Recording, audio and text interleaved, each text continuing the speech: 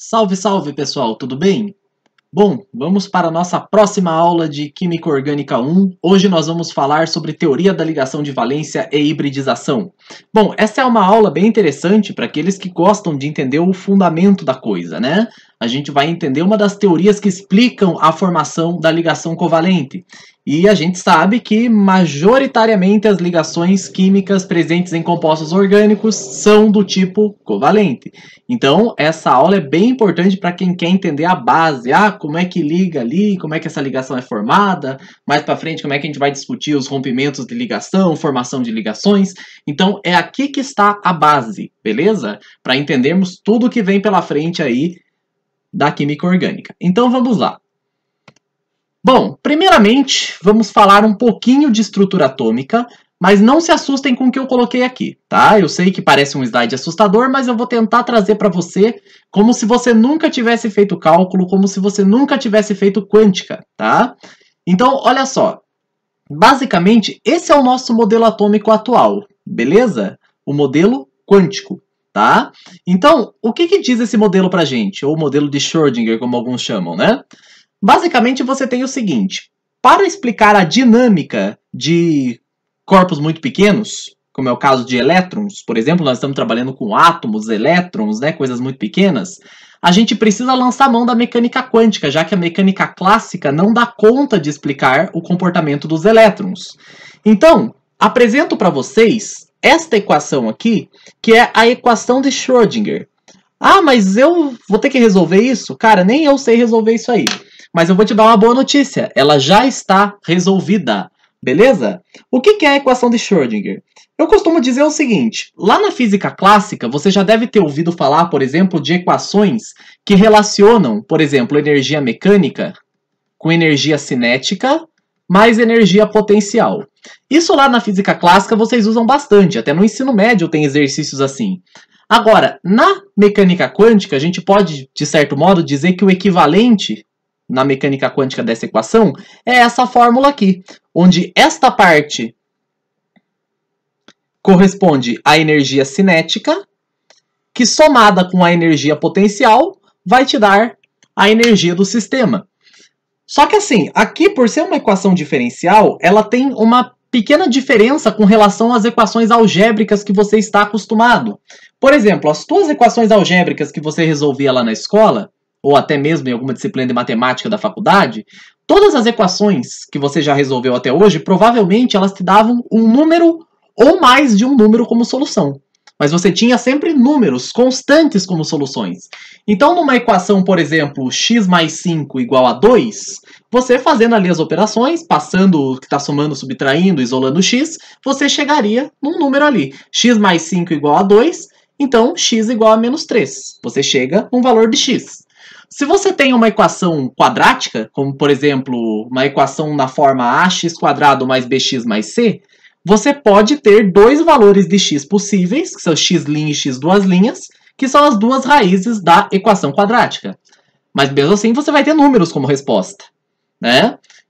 Agora, numa equação diferencial, que é o caso dessa equação de Schrödinger aí, a equação diferencial ela tem uma diferença, com o perdão do trocadilho. Mas assim, a solução de uma equação diferencial é uma função, tá? E a função que é solução da minha equação, nesse caso vai ser a minha função psi. E essa função psi, ela é chamada de função de onda. A questão é, por que ela recebe esse nome? Em primeiro lugar, gente, você tem que entender algumas coisas. Primeiro, o elétron ele apresenta o comportamento dual, onda partícula, tá? Então, isso foi descoberto lá no experimento da dupla Fendel até... Eu não lembro exatamente o ano e nem quem foram os cientistas envolvidos, tá? Mas esse experimento da dupla Fendel foi um experimento em que os elétrons sofreram difração, tá? Então, de uma maneira simplificada, tem até um documentário sobre mecânica quântica no YouTube que passou na NetGeo. Eu sugiro que vocês assistam porque ele é bem para público leigo. Então, se você ainda não fez quântica, se você não é estudante de química, eu sugiro que você assista esse documentário porque é um documentário bem legal, ele fala uma linguagem bem NetGeo mesmo, para quem não é da área mesmo entender. Mas a ideia é a seguinte, uma vez que elétrons sofrem difração, e difração é uma propriedade de ondas, a gente tem que entender o seguinte, que os elétrons têm comportamento dual. Ora eles se comportam como partículas, ora eles se comportam como ondas. E para entender a dinâmica aqui desses orbitais, é muito mais categórico a gente interpretar os elétrons como sendo ondas, tá? Então aqui a gente vai ter que olhar para o caráter ondulatório, por isso que a gente vai lançar mão dessa mecânica ondulatória. E é por isso que eu já coloquei essas ondinhas aqui, porque a gente já vai fazer mais comentários sobre ela, tá? Vamos lá. Então, o que acontece? Basicamente, você tem a equação de Schrödinger, e quando você resolve a equação de Schrödinger, você vai obter uma função de onda como solução da equação. Só que essa função ela vai estar em termos de x, y e z. Ora, você sabe que toda função ela tem um gráfico, né? Então, essa psi ela vai ter um gráfico, só que aqui a gente vai ter que pensar nesse gráfico em 3 dimensões. Vamos supor aqui x, y e z. Só que para ficar mais fácil de plotar o gráfico da função, convém a gente fazer uma mudança de coordenadas.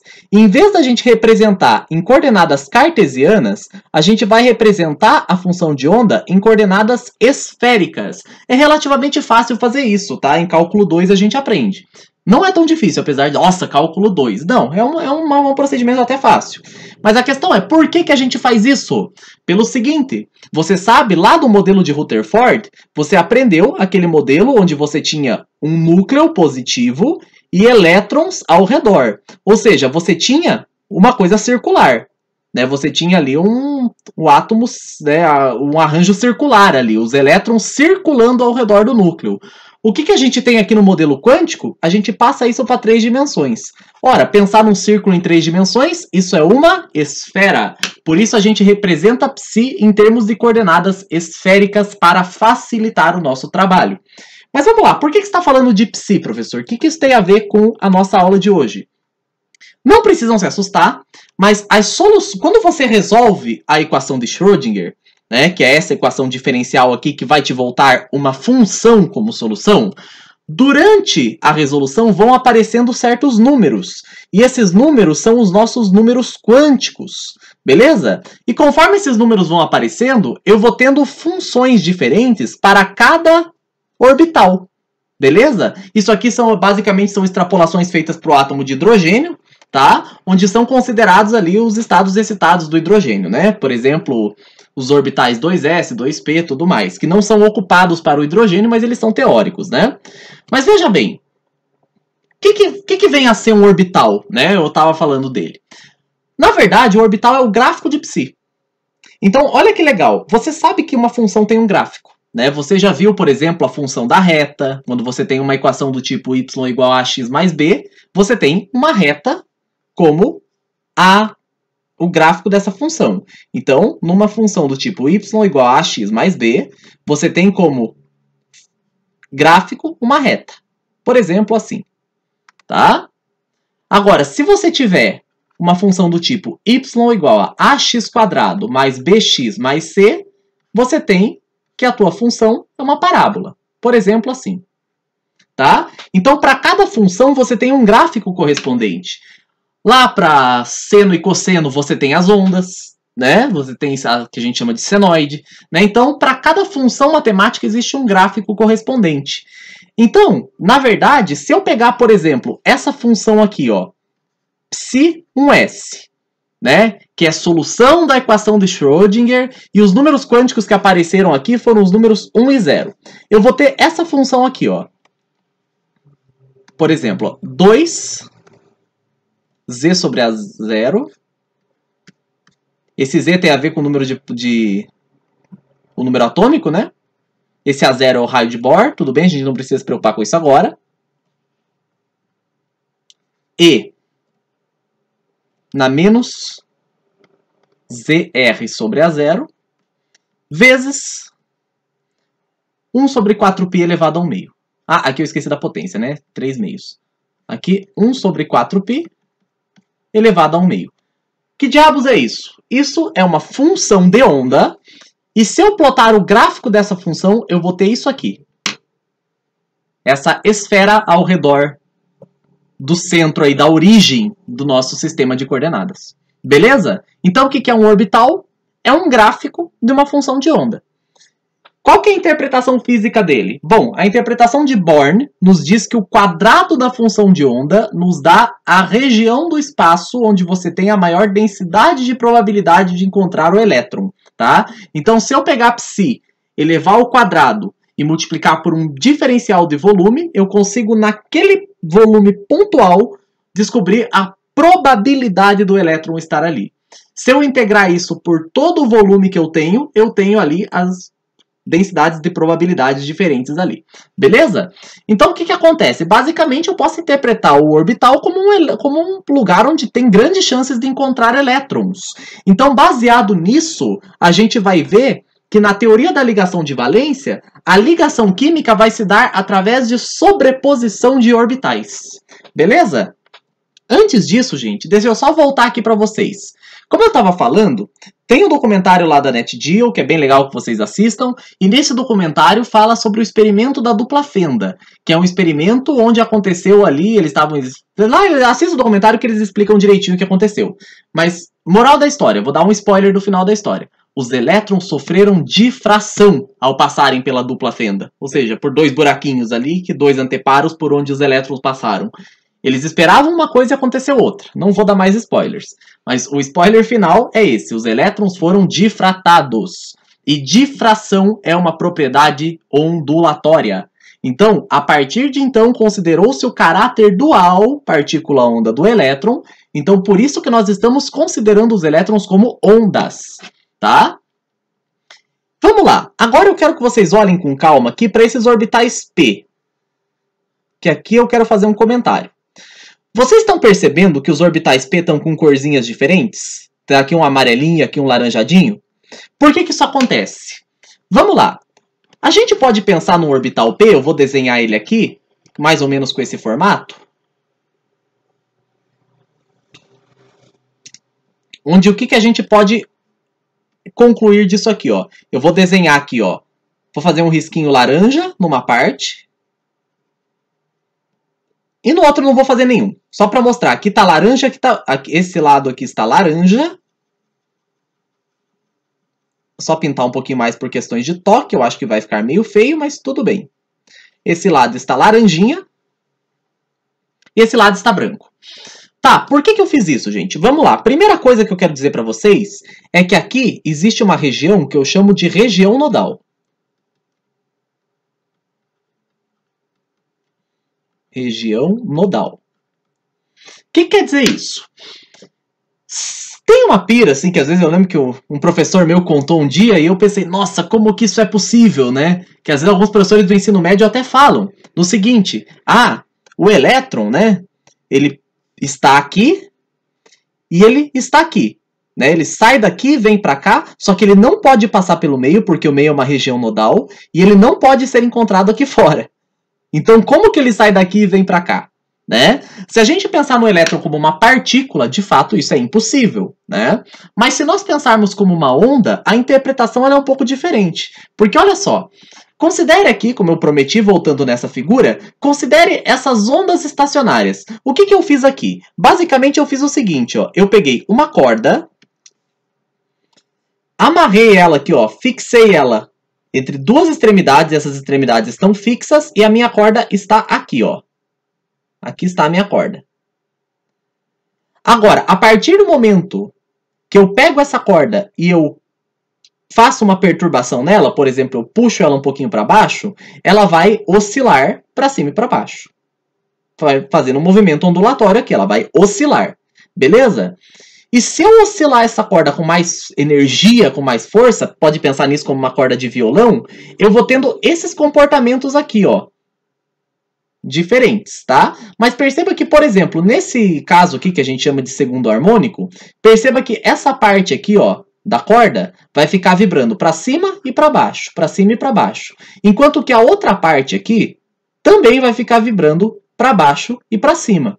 E perceba que enquanto uma estiver para cima, a outra vai estar para baixo. Isso aqui, ó, e perceba que esse meio aqui, ele não sai do lugar. Isso aqui é o que a gente chama de nó. Por isso aqui nós temos o que nós chamamos de região nodal. Beleza?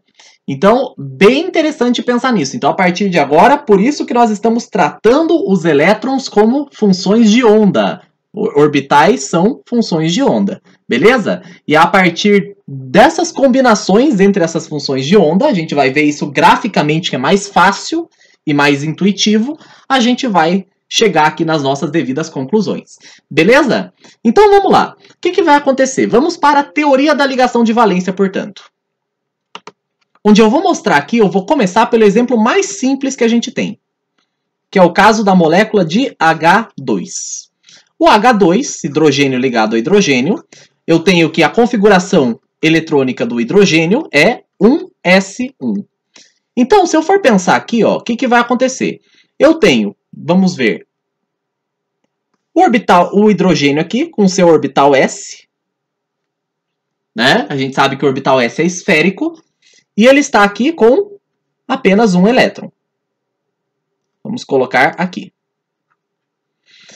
Ao se aproximar de outro átomo de hidrogênio, peço perdão pelas limitações do desenho, tá? Ao se aproximar de outro átomo de hidrogênio, olha só o que vai acontecer.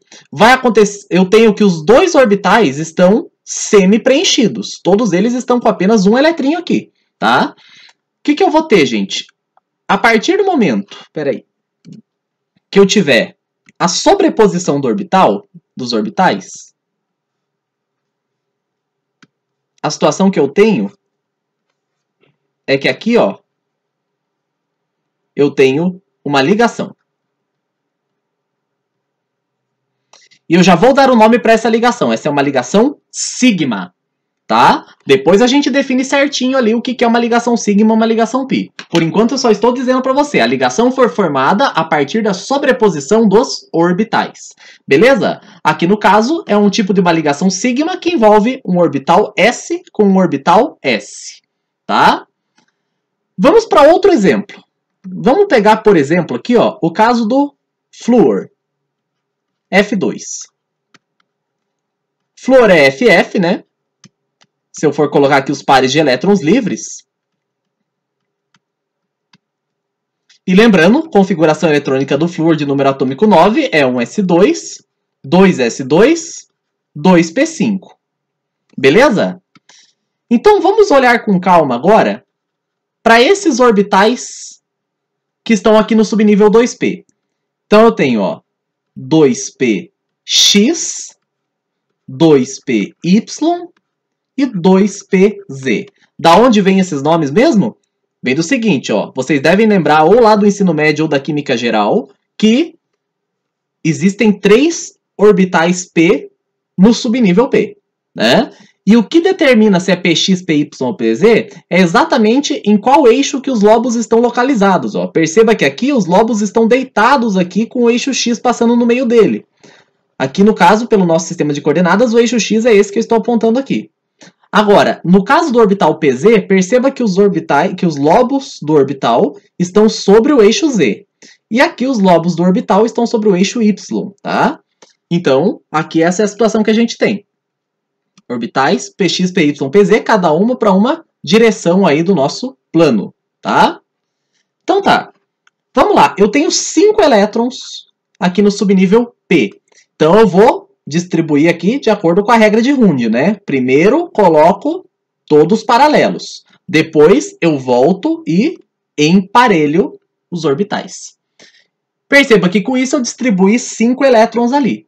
E olha só o que eu tenho. Eu tenho um orbital aqui semi-preenchido. E vai ser esse orbital que vai ser utilizado para fazermos a ligação. Então, ó, cada átomo de flúor apresenta um orbital 2pz. Aqui no caso podia ser, né, eu escolhi Z arbitrariamente, foi meio que uma consequência aqui desse hábito que a gente tem de x, y, z, mas como eles são degenerados, eu podia ter colocado y, z, x, z, y, x, eu podia ter feito em outra ordem, tá, gente? Mas aqui, como eu coloquei ali como o orbital semi-preenchido como sendo 2pz, eu vou considerar, portanto, o seguinte, ó, que eu tenho aqui, ó, vamos lá, que agora é a parte mais difícil. Vamos tentar desenhar isso aqui. Eu tenho aqui um orbital 2pz para o flúor. E perceba que esse orbital tem apenas um elétron. ou seja, ele está semi-preenchido, e eu vou ter aqui outro orbital. Era para ter ficado igual, mas tudo bem. 2pz do outro átomo de flúor, onde aqui eu também vou ter esse elétron aqui. Quando eu tiver a ligação, o que vai acontecer? A ligação vai se dar da seguinte maneira, ó.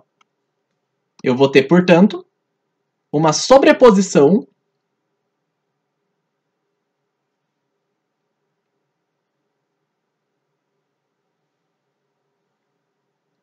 vamos ver como é que vai ficar o desenho aqui. Eu tenho aqui uma sobreposição novamente frontal dos orbitais. E aqui, de novo, eu tenho uma ligação sigma. Tá? Ah, mas tem dois orbitais P. Não tem problema, gente. Nesse caso, o que acontece? Ó, o eixo internuclear, ou seja, o eixo que corta os núcleos, que é esse eixo aqui, que eu fiz em verde, é o eixo Z. Perceba que a ligação se deu em torno do eixo Z. Então, aqui, eu tenho que a ligação também é do tipo sigma. Vamos ver o que acontece, então. Vamos fazer algumas considerações sobre a ligação sigma, então, para vocês não se confundirem mais. Vamos lá. Ligação sigma. O que a gente pode dizer sobre ela? Deixa eu só... Ligação sigma. O que eu posso dizer sobre a ligação sigma? Vamos lá. Primeiro, ocorre devido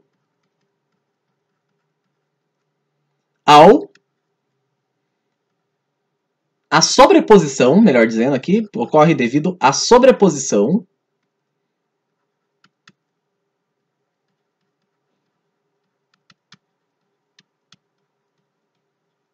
frontal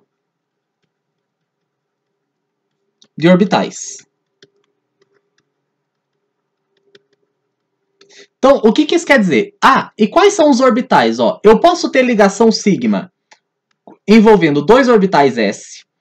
Eu posso ter ligação sigma envolvendo orbital S e orbital P. No caso de dois orbitais S, é aquela situação que a gente viu aqui, né? Dois orbitais S, aqui está a ligação.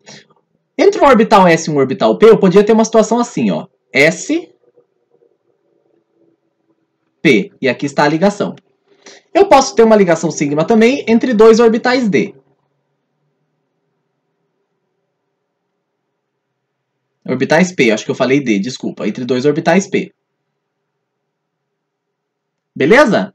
Então, o que vai acontecer? Aqui eu tenho ligações sigma possíveis. Mas outra que eu já vou deixar aqui engatilhado, uma provocação para uma coisa que eu vou falar depois, é que pode ocorrer entre orbitais híbridos, tá? Então, eu já vou colocar essa informação aqui, porque hoje eu já vou falar de hibridização também, ó. Orbitais, então, incluindo... A gente ainda não sabe o que são orbitais híbridos, mas já vamos deixar essa informação aqui, ó. Orbitais híbridos. Essa informação é importante, hein? Então, vamos lá. O que vai acontecer, então? Ela ocorre devido à sobreposição frontal de orbitais. Outra coisa que é interessante a gente saber é que ela apresenta uma simetria cilíndrica.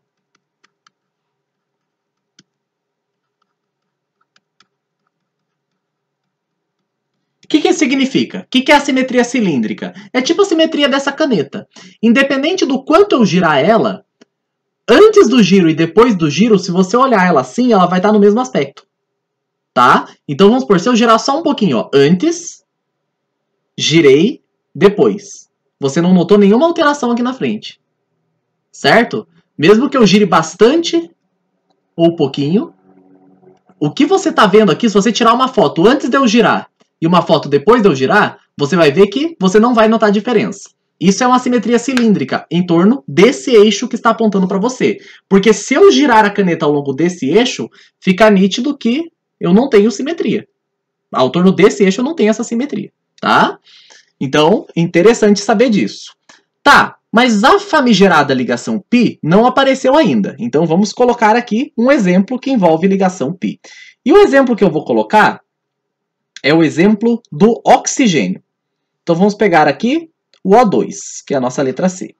Oxigênio, vocês sabem, tem essa estrutura de Lewis aqui, ó. 1, 2, 3, 4, aqui 1, 2, 3, 4. Os octetos estão completos, beleza? Vamos para a distribuição eletrônica. 1s2, 2s2, 2p4. Então, se eu for olhar com calma para o subnível 2p, eu vou ter aqui, ó, lembrando que o subnível 2p tem 3 orbitais. Eu tenho aqui, portanto, 2px, 2py, 2pz. Agora, olha o que eu vou fazer. Novamente, colocar os elétrons seguindo a regra de Hund. 1, 2, 3, 4. Tá. Agora, olha só. Eu vou ter aqui 2 orbitais p que vão poder fazer as ligações. Só que olha só como que vai acontecer isso. Eu tenho a seguinte situação. Uma das ligações, você deve lembrar, que uma das ligações é sempre sigma. E a outra é π. Lembra que a gente fez na aula passada? A gente estava determinando quais são ligações sigma e ligações π, né? Para fazer ali ressonância. Lembra que eu falava, mova os elétrons π. Hoje a gente vai entender por quê. Então vamos lá. Uma das ligações é sigma. Como que eu posso fazer uma ligação sigma entre 2 oxigênios envolvendo orbitais p? Ora, a gente viu que eu posso fazer uma ligação sigma desde que os 2 orbitais p estejam sobre o mesmo eixo. Ou seja, eu vou pegar ou o orbital px com px, py com py ou pz com pz. Eles têm que ter a mesma orientação para que eles consigam se sobrepor frontalmente, tá? Então, eu vou escolher aqui o orbital p. Vou escolher o pz, que é mais fácil pra gente, já que a gente já se acostumou a considerar. Só que olha só, o sistema de coordenadas que eu vou usar, ó, é z apontando para cá e y apontando para cá, beleza? X está apontando para você, saindo do plano do quadro, mas a gente felizmente não vai usar o x aqui. Então, veja bem, no caso do oxigênio, imagine eu tenho aqui, portanto, em preto, eu vou colocar aqui o meu orbital 2pz. Aqui está ele. O orbital 2pz. E o orbital 2pz, ele tem ali um elétron apenas. Então, legal, ele está cumprindo várias condições aqui, né? Na verdade, ele está cumprindo a condição necessária para que ocorra a teoria de acordo com a teoria da ligação, para que ocorra a ligação de acordo com a teoria da ligação de valência. Então, beleza, olha só. Agora vamos desenhar um orbital 2py aqui, ó. E eu vou fazer ele meio feio, gente. Fazer ele mais gordão. Embora eles sejam iguais, tá? Mas só porque eu quero mostrar um negócio pra vocês. Ó, aqui está meu orbital 2p. Ó, vou fazer até em vermelho aqui, ó. 2py. Perceba, ó. Y tá apontando pra cima aqui. E Z tá apontando para a lateral. Então, 2py, o que eu tenho aqui é mais um eletrinho aqui. Então, esses 2 orbitais, eles estão semi-preenchidos, ou seja, eles estão engatilhados para fazer a sobreposição e, consequentemente, a ligação. Tá? No caso aqui, as ligações. Uma coisa que eu quero que você perceba é a seguinte, ó. Se você for olhar para esses orbitais P, percebam que todos eles são ortogonais um em relação ao outro. O que isso quer dizer? Isso quer dizer, ó, que se eu tiver, por exemplo, um orbital P, X, o orbital px, ele vai ter esta cara aqui. Um orbital py, ele vai ter esta cara aqui, ó. Ele vai fazer 90 graus com o orbital px. E o orbital pz, ele vai fazer 90 graus com os dois. O que isso quer dizer, fazer 90 graus com os dois, ó? Quer dizer isso aqui, ó. Se você for ver como estão meus dedos aqui, o que está acontecendo? Vamos ver como é que vocês podem enxergar sem... Acho que assim vocês enxergam bem, ó. Percebam que esse dedo com esse dedo estão fazendo um ângulo de 90 graus. Esse dedo com esse dedo tem 90 graus também. E esse dedo para esse dedo também são 90 graus. Então, esse dedo aqui, ele é ortogonal a esse dedo e a esse dedo. Então, é basicamente isso que eu quero dizer. Os orbitais, como aqui eu estou trabalhando com coordenadas x, vamos pegar aqui, ó. X saindo para você, y subindo e z vindo para cá, tá? Então, o que acontece? Aqui perceba que aqui eu fui malandro e troquei as coordenadas, mas também para você já ir ficando esperto com isso. Ah, mas não era z aqui? Gente, isso é arbitrário, tá? Se é x, z, tanto faz. Beleza? Mas só para a gente se situar aqui, ó, nesse nosso exemplo, o que está acontecendo, ó?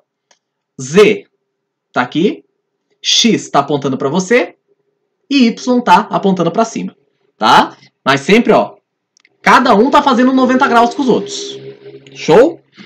Então tá, vamos lá. O que acontece aqui agora? Ó? Vai ter a sobreposição, ou seja, aqui eu estou representando os orbitais atômicos, os orbitais P do oxigênio que vão participar da ligação.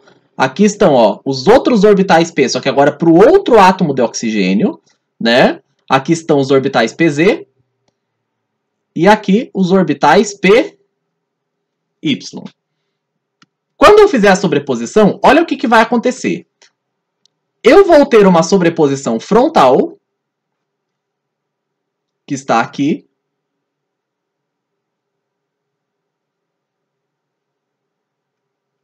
Aqui está, ó, a sobreposição frontal. Então aqui eu tenho uma ligação sigma. Eu não vou escrever agora isso aqui, não. Senão o desenho vai ficar meio zoado. Eu vou ter a sobreposição frontal ali.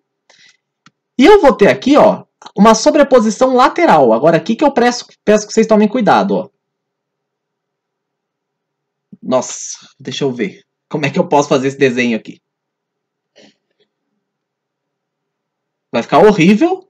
Depois eu vou mostrar imagens mais bonitinhas, tá, gente? Mas...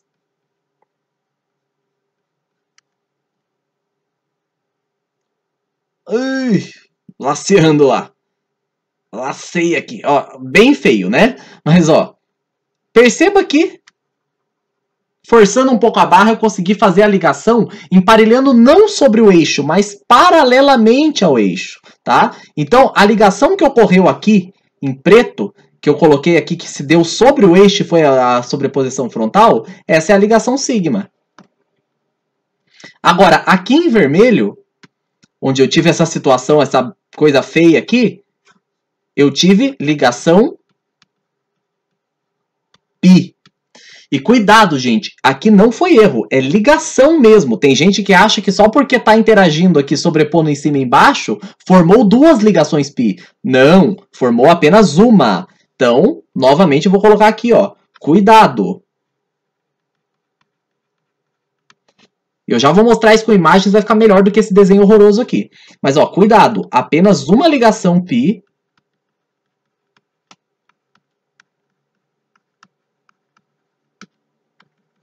foi formada. Então vamos escrever isso, gente. Como que a gente pode, o que a gente pode dizer sobre a ligação pi com base em tudo isso? Então vamos fazer alguns excertos aqui. Ligação pi. Sobre a ligação pi, podemos dizer o seguinte, ó. Ela ocorre da sobreposição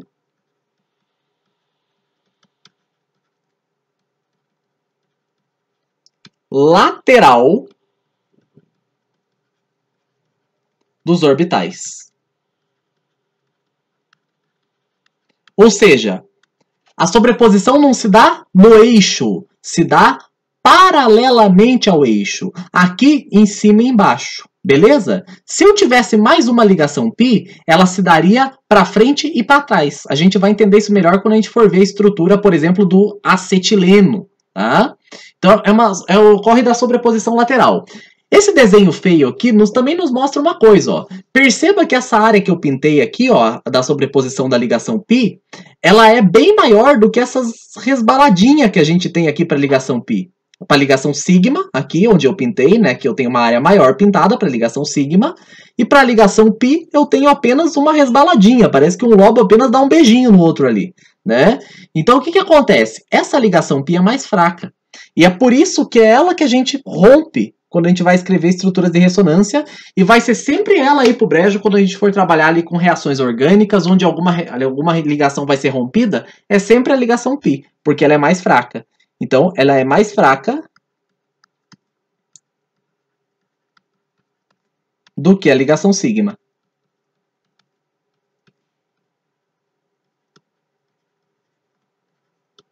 Beleza? Só que como nós estamos falando de química orgânica, antes deixa eu só ver se eu não estou esquecendo de nada aqui. Só um comentáriozinho, antes da gente avançar. essas sobreposições aqui, gente, é interessante. Lembra aquilo que eu falei das fases, né? É interessante a gente pensar o seguinte, tá? Eu pintei aqui, ó. Lembra que eu coloquei aqui os orbitais com essa representação aqui, ó? Coloquei uma corzinha aqui, outra corzinha ali. Eu já ia me esquecendo de falar disso, tá? Isso aqui, gente, tem a ver com o seguinte, ó.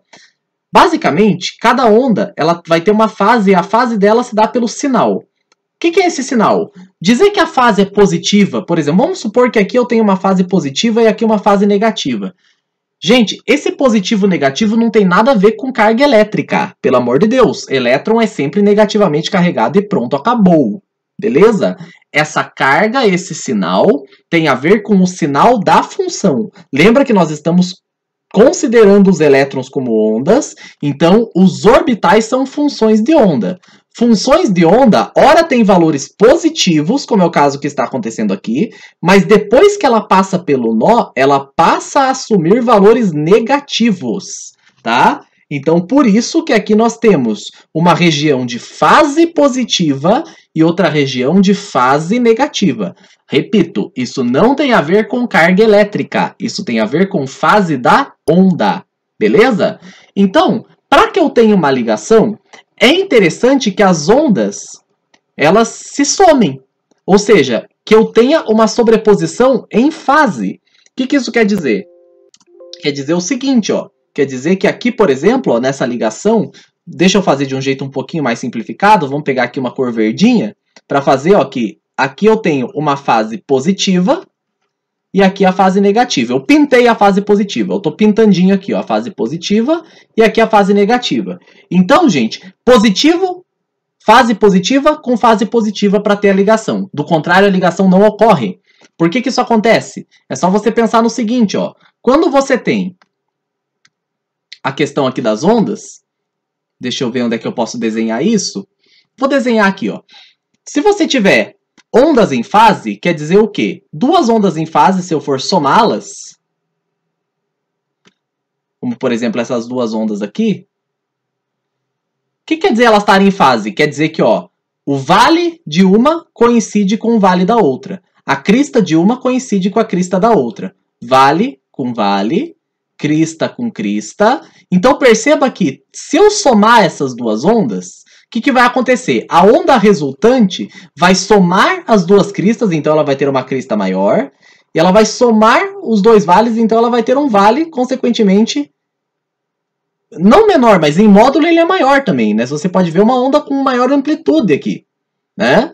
Então o que acontece? Isso é uma interferência que a gente chama do tipo construtiva, que se dá quando as ondas estão em fase. Então aqui eu tenho ondas em fase. Então por isso que quando orbitais de mesmo sinal se sobrepõem, eu tenho uma ligação favorecida. Agora, olha o que acontece se eu pensar em, por exemplo, em pegar duas ondas fora de fase. O que quer dizer fora de fase? Seria pegar, por exemplo, isso aqui, ó.